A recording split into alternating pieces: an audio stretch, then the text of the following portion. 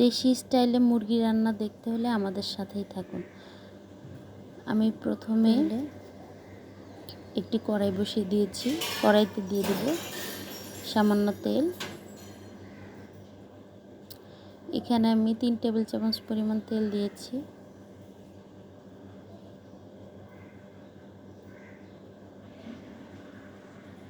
তেলটা একটু গরম হয়ে এলে আমি দিয়ে দিব হচ্ছে পেঁয়াজ কুচি।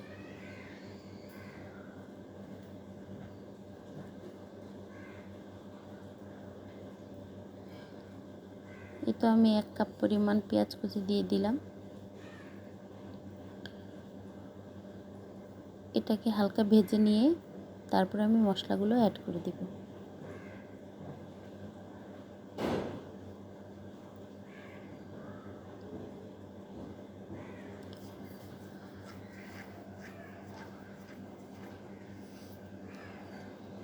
আমি সর্বপ্রথম দিলাম রসুন বাটা 1 টেবিল চামচ পরিমাণ।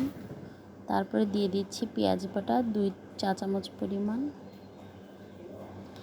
আদা জিরা বাটা 1 টেবিল চামচ পরিমাণ, 1.5 টেবিল চামচ পরিমাণ আদা জিরা বাটা। একটু পানি দিয়ে আমি এটাকে কষিয়ে নেব ভালোভাবে।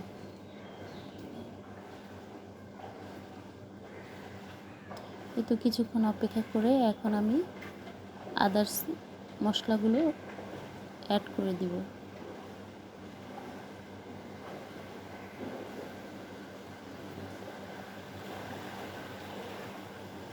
এখন আমি দিয়ে দিচ্ছি ধনিয়ার গুঁড়া 1.5 চা চামচ পরিমাণ। তারপর আমি চা চামচের 2 চা চামচ পরিমাণ লবণ দিয়ে দিব।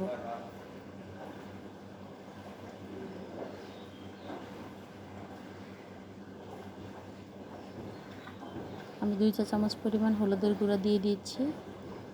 তারপর 2 চা চামচ পরিমাণ মরিচের গুঁড়ো দিয়ে দিব। যারা ঝাল কম বেশি খেতে চান তারা তাদের পছন্দ মতো মশলা দিতে পারেন। আমি আর একটু পানি দিয়ে মশলাগুলোকে ভালোভাবে কষিয়ে নেব।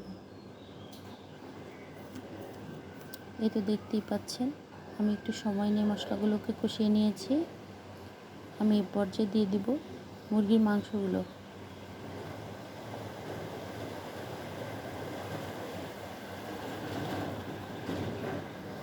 আমার এখানে 700 গ্রামের মতো মুরগি আছে। আমি এটাকে ভালোভাবে এখন কষিয়ে নেব।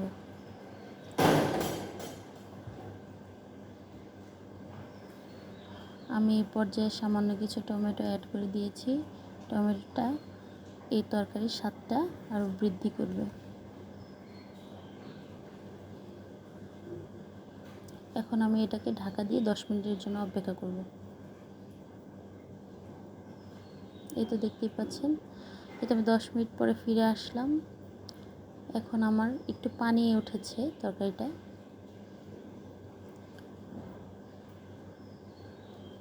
আমি এটাকে ঢাকা দিয়ে আরও 10 মিনিট অপেক্ষা করব।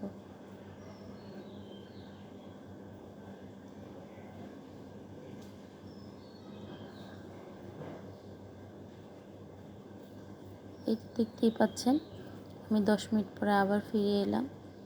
তারপরে এখন এই পর্যায়ে আমি কিছু সামান্য আলু এবং কিছু সামান্য কাঁঠালের বিচি এটার মধ্যে দিয়ে দিয়েছি। এটা ভালোভাবে কষিয়ে নিয়ে আমি পরিমাণ মতো পানি অ্যাড করে দিব।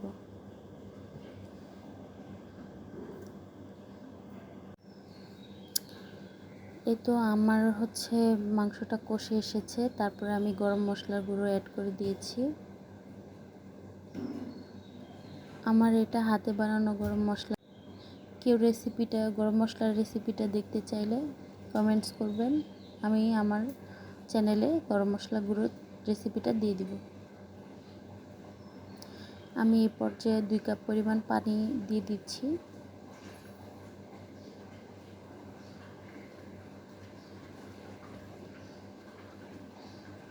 এখন আমি ভালোভাবে এটাকে নেড়ে মিশিয়ে দিব এবং অপেক্ষা করব মাংসটা ভালোভাবে সিদ্ধ হওয়া পর্যন্ত।